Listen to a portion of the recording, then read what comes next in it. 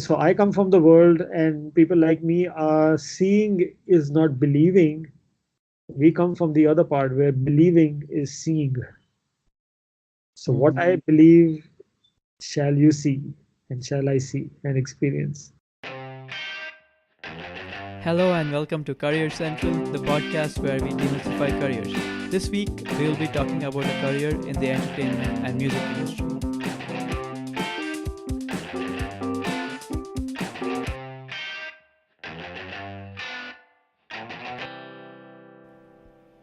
Entertainment and music play a major role in the day of a person and are never ending professions in every corner of the earth.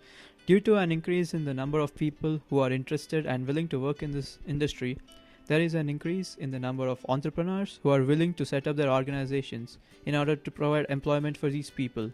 The worth of entertainment industry is set to rise to a whooping 2.14 trillion by 2020, with music industry worth more than 130 billion. Skills required for this profession are a lot in number due to its involvement in both entrepreneurship and music. Passion and creativity, confidence and belief, motivation and work ethic, competitive drive and determination to succeed, taking calculated risks, productivity and consistency, and finally communication and networking skills are the skills which are mainly required for this profession. A degree is not really required for this job, but what matters most is experience in this field. Working under someone to learn more about management can be really helpful. Today, we have Mr. Ashish Manchanda, an entrepreneur in the music and entertainment industry. He is also a prominent mixing and recording engineer and is also known for his work in association with Bollywood and independent music production. He is the founder of the music and AV media production house Flying Carpet Productions, established in 1999. He's a graduate from Full Sail University, which is based in Winter Park, Florida. He's also a four-time recipient of the Indian Recording Arts Award for the Best Mix Engineer Music Movie Soundtrack Dev D, for the debut album by Sona Mohapatra, Best Live Engineer 2013, and also Music Producer of the Year Independent 2017. Some movies he has been involved in are Bhag Milkha Bhag and the Chronicles of Narnia, and he has also worked with directors such as George Lucas in the past. So let's get to the interview. To begin with, So, what is like the favorite part of your job which actually makes you like do the same thing every day, from the past like so many years? Can you get from? So, I mean, every day is a new possibility. Uh, the fun thing about what we do is there's things that start and there's things that finish, and usually they're on a good timeline. So it's not like things linger on too long. So there's no stagnation. So every day is like, in the world of entrepreneurs, there's it's like a little quest, and you make short-term goals and slightly long-term goals, and it is exciting. It really is. What do you think is going to be the future of this industry, like the entertainment and music industry? So it's a time of lot of empowerment. So we've also seen a lot of localization of consumption of talent and content. For example, I look at it like what malls have done to our lives. First you had to go to your favorite shop or your restaurant, maybe which was at one part of the city where something like this was set up. But now every block of the city has a little complex, which is a which is what I guess a mall is, where you can go and get all that you want, need, and desire, which is pretty close to your place. So that is being localized. So you don't have to go across the city for something special now, because everything that is special has come close to you.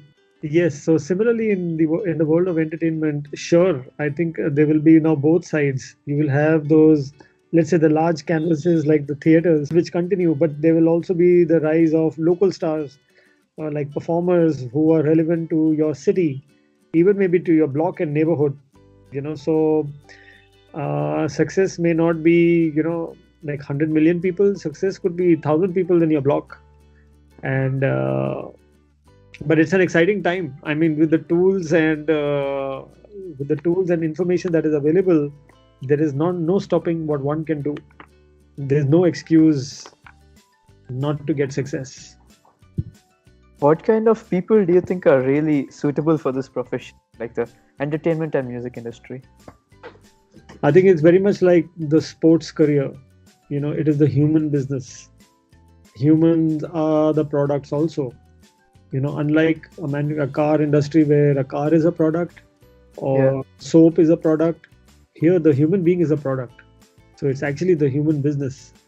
And along with you, your content that you're associated with are products. So people who are going to be very driven, perseverant, um, that has always been the case in any profession. But I think more so in this, because you have to be a little bit like an entrepreneur. You have to learn how to fend for yourself. You have to learn how to take care of yourself. You have to learn how to manage yourself. Even though I would highly recommend having your own managers and legal people to represent you, but but you need a lot of perseverance. You need to stick it out. You really need to stick it out. There are people who maybe not also as talented, but you know what? Talent without effort is nothing. How do you think people really come up in this industry? Like, is it just hard work that matters, or is it interest? Like, what do you really think? Hunger for success. Huh. You have to be hungry. If you're not hungry, then, like they say, if there's nothing to seek, then there's nothing to find. That's a really interesting thing. You shall seek, and only then, should you have seeking in you, then only you'll go out and find something. But if you're not hungry, Yeah. there's nothing to go after. So if you don't have your goals and you're not really driven to achieve them, no matter what, it's going to be challenging. Does technology really play a role in this profession? Like, is Of there, course. like, in what different ways could you name a few? Oh, let me tell you, technology. The fun of every time I've seen, and as I'm learning more and more as every day goes by, is that you use the tools of your times. You stay relevant to today. So you use all that you need to use: social media, digital marketing, any other socially and digitally relevant tech and service that is available today is something that you must learn to engage the power of it. Otherwise it's like let's say that in the era of the automobiles, there's somebody who knows, oh, here's a car and you made this car, but at the end of the day you bring a horse and you're tied behind a horse and you run it like a cart. You're not you're not cashing in on the potential of this thing, this beast that has been made. So the fun is to learn about what the potential of the technology is today, of the tools that are available today. It is very important to have awareness and to know about it, and of course to have a team that can guide you well, because maybe you don't have the skill sets to understand it all, and it's not required. But what you must understand is to be at least surrounded with people, and by people who are experts. How hard was it for you to become an entrepreneur?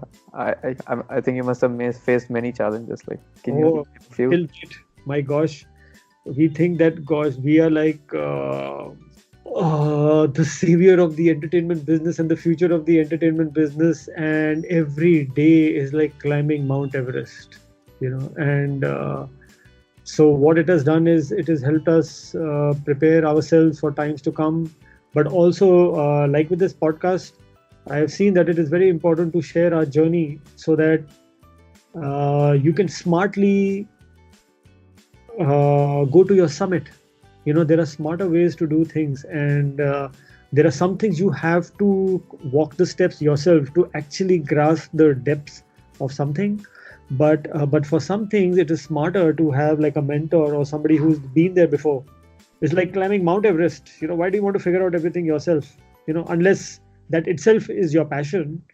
But the smart thing would be is to catch some Sherpas or some groups who've been there a dozen times, come back safely.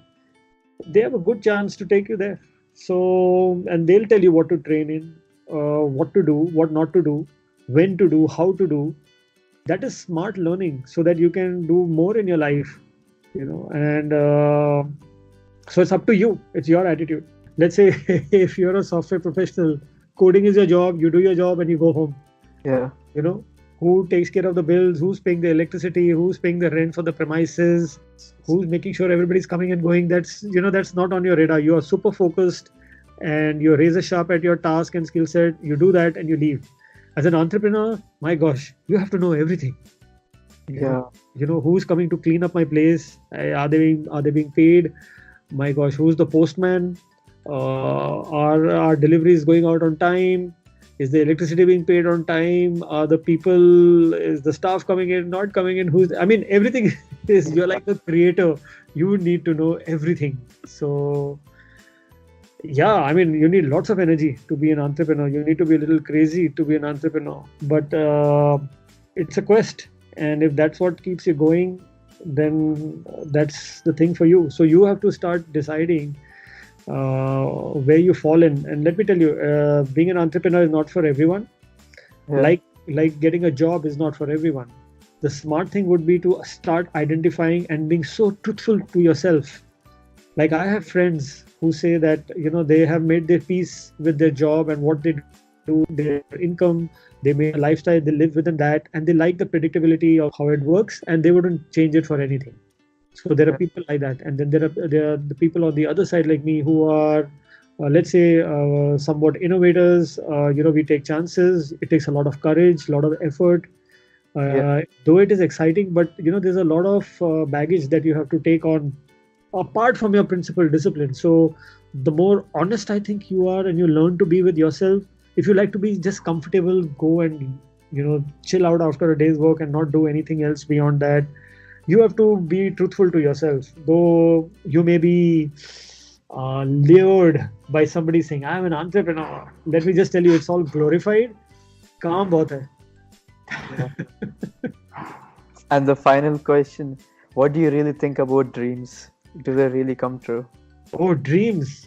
Let me tell you, man. I was taking a walk with some friends on one of the hills near Los Angeles. Yeah. And there's a plaque over there which says, "This is the city that dreams built." So I come from the world, and people like me are seeing is not believing. We come from the other part where believing is seeing. So what I believe, shall you see, and shall I see and experience. And it's not like because I see something, I believe it. Yes. So dreams, everything comes true. So like they say, you watch what you dream, watch what you ask for, because you just might get it. So the more sustained and clear, just like a magnifying glass, when you're harnessing sunlight to turn it into heat and burn something, you have to have that acute focus. It has to be very steady like a magnifying glass. Then you really harness that energy. So you can dream up. And I have, like I had shared earlier, I have my own stories to tell. So I know dreams come true. So watch what you dream, watch what you think. And I love this line where it is that you're not known by the company you keep. You will become the company you keep. I promise you that you will become the company you keep. Over a sustained period of time, the company you keep is what you will become. And let me tell you, the closest company we have is our thoughts.